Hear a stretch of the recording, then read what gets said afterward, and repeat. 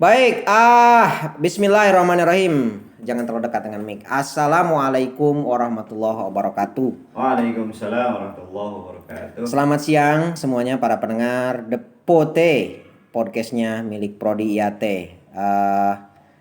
Salam sejahtera semuanya, semoga dalam keadaan sehat. Ya, Bahagia dong. iya bahagia juga betul. Saya kurang bahagia sih hari ini ya. Oh iya, lagi gimana nih? Kenapa? Ya. Ada apa?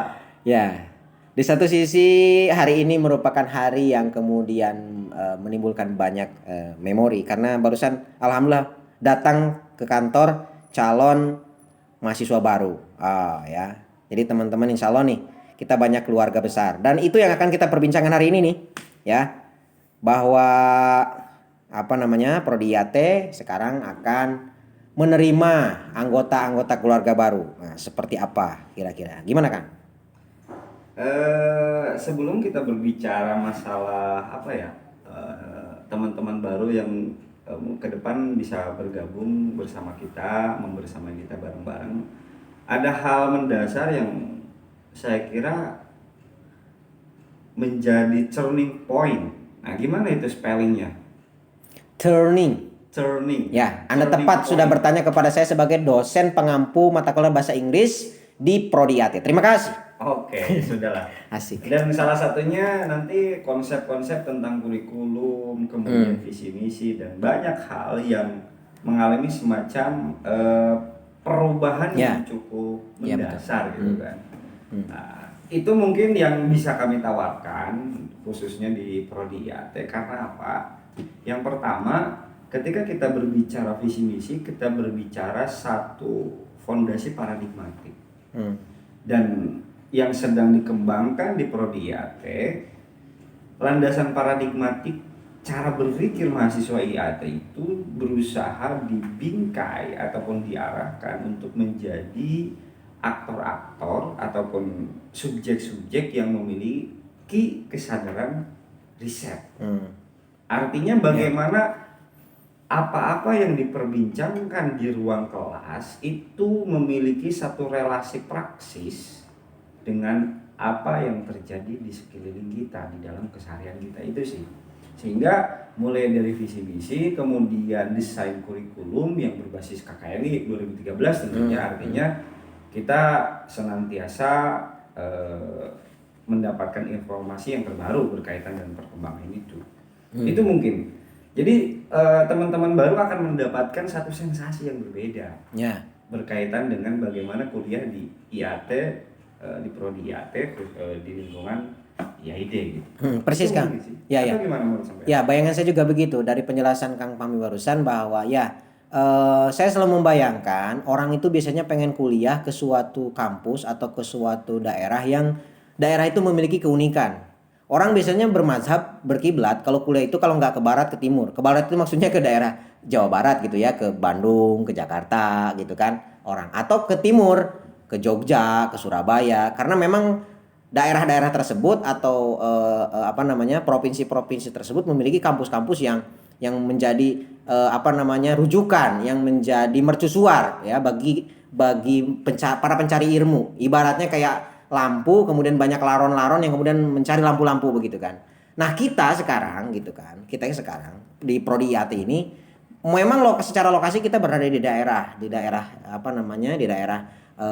satelit lah, di daerah pinggiran, kampus pinggiran. Subculture ya, subculture ya. Jadi di daerah pinggiran. Sublaturn. Oh ya, sublaturn ya. Bukan subturn apa? Ya bukan ya. Sublaturn ya. Iya. Ya, memang kalau memilih kata memang saya lupa. Tapi kalau pronunciation bisa diadu ke saya. Oke, Cuk. Gitu, Cuk. Jadi kalau secara daerah memang kita di daerah pinggiran. Tapi kalau saya ya melihat, dan ini mungkin bisa dipikirkan oleh kawan-kawan mahasiswa baru, termasuk juga mahasiswa lama yang sudah mencicipi rasanya kuliah di Prodi IAT di IAID. Kita saat ini memiliki sebuah bargaining position yang sebetulnya tidak kalah dengan kampus-kampus itu. Karena apa? Kita menjadi sebuah prodi, sebuah tempat orang mencari ilmu sebagai alternatif. Karena kita memiliki tawaran yang baru. Maka kalau mungkin dulu orang mengenal ada madhab Ciputat versus madhab Sapen, yaitu madhab Ciputat diwakili dengan UIN Jakarta, diwakili dengan sosok mercusuarnya yaitu Profesor Azumardi Azra. Sedangkan Aziumardi Azra. ya persis ya, kalau ya semacam itulah pokoknya.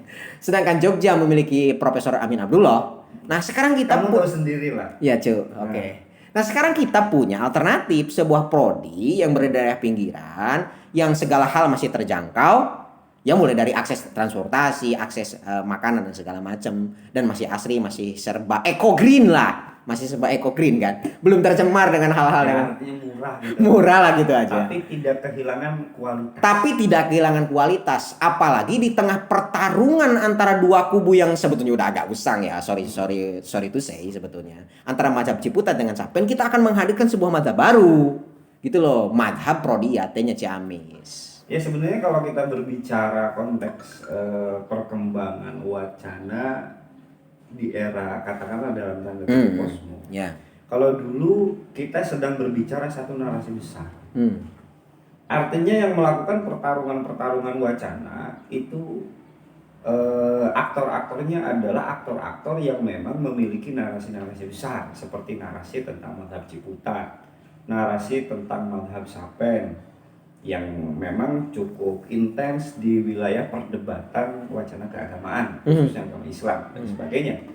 Tapi kalau kita berbicara dalam konteks kondisi posmo, setiap orang memungkinkan ataupun memiliki peluang yang sama. Ya, tepat. Jadi grand narrative itu sudah mulai porak-poranda. Yang muncul adalah narasi-narasi kecil yang saling bertarung satu sama lain. Sehingga di sini se-subculture apapun, sepinggiran apapun, seterpencil apapun, ketika suatu wacana itu bisa diperbincangkan, bahkan ditawarkan ke ruang-ruang yang lebih luas, itu bisa menjadi satu hal yang menarik. Itu menjadi satu hal yang kalau saya katakan dia tidak akan hilang di tengah riuh-riuhnya mazhab atau narasi-narasi besar itu. Dia tetap bisa muncul walaupun hanya sebatas sayup-sayup. Dan yang itu yang mungkin sedang diusahakan di dalam konteks IAT di Ciamis gitu kan, khususnya di lingkungan IAID. Karena apa? Yaitu ada peluang ke arah situ. Bahkan mungkin kalau yang tadi diistilahkan sebagai subculture, sublater itu mulai berbicara. Dulu mungkin yang dinamakan subculture, sublater itu seolah-olah hanya menjadi pelengkap. Tetapi di dalam konteks sekarang, sublater ataupun subculture itu memiliki kemungkinan yang sama untuk bisa berbicara dan berkontestasi di dalam pertarungan wacana yang ada. Itu sih sebenarnya. Ya, jadi potensi kita juga besar ya. Jadi kita punya kemampuan juga untuk kemudian tadi mewarnai kancah pertarungan wacana di tingkat nasional maupun internasional kan. Jadi kita sekarang kalau kuliah itu udah nggak ditentukan lagi secara geografis. Tapi akses untuk mencapai itu juga bisa kita dapatkan meskipun kita di daerah gitu ya. Iya, seperti apa ya? Seperti dulu mungkin ketika kuliah di tahun 90-an, 80-an. Orang harus mendapatkan literatur dengan melakukan perjalanan yang cukup jauh. Artinya ketersediaan literatur di desa itu sangat minim sekali, sehingga menuntut orang untuk mencari literatur ataupun pengkayaan wacana ke daerah-daerah kota dan sebagainya. Maka muncul ataupun wacana itu terkonsentrasi di pusat-pusat kota.